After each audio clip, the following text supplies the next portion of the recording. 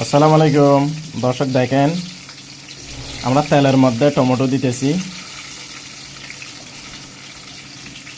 Marinate করা শেষ, এখন আবার ভাজা পোড়া যা যা করা লাগে এগুলার কাজ শুরু।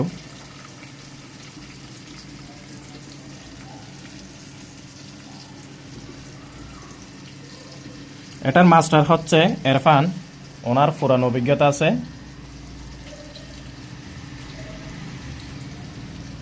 আজকে পরোটা দিয়ে চিকেন চাপ সন্ধ্যার নাস্তা করবো আমরা।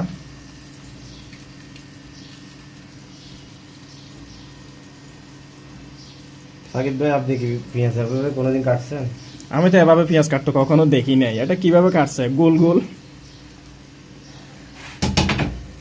দেখি।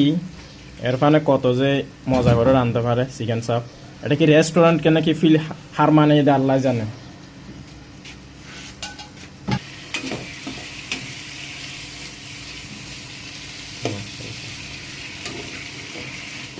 এটা তাইলে পেঁয়াজ টমেটো এগুলো একটু একটু নরম হতে হবে না?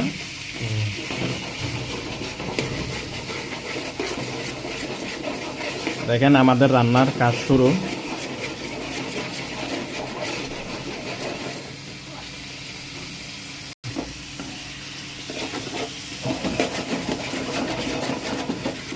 তাহলে না বলতে করতে এটা কতক্ষণ হওয়া লাগবে? আধা ঘন্টা। এটা আধা ঘন্টা লাগবে। আচ্ছা, আমরা ভিডিও কাটসিট করে করে আধা ঘন্টা তো ভিডিওতে থাকা সম্ভব না। ভিডিওতে কাটসিট করে করে আপনাদেরকে দেখাবো সবাইকে। পেঁয়াজের কালার তো অন্যরকম লাগতেছে, হাড়ুর মতো, টমেটো ছোট বাচ্চাদের হাড়ুর মতো।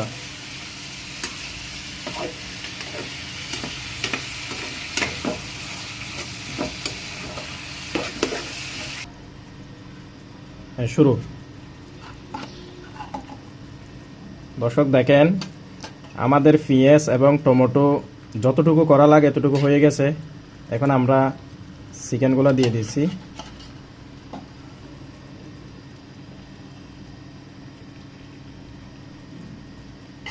এখন এটা কতক্ষণ হওয়া লাগবে? আর 10 মিনিট। আর 10 মিনিট হলে ক্লিয়ার হয়ে যাবে। ক্লিয়ার। আচ্ছা, তাহলে আর 10 মিনিট পর আমাদের চিকেন চপ রেডি হয়ে যাবে।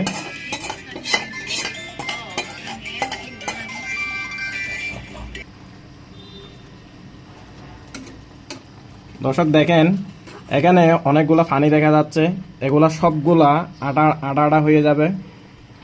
এরপর আমাদের চিকেন চপ রেডি হবে। এখানে অনেকগুলো পানি দেখা যাচ্ছে, সবগুলা আটা আটা হয়ে যাবে। এরপর আমরা খাওয়ার ভিডিও আপনাদেরকে দেব, আপনারা ভিডিওতে চোখ রাখুন পুরো।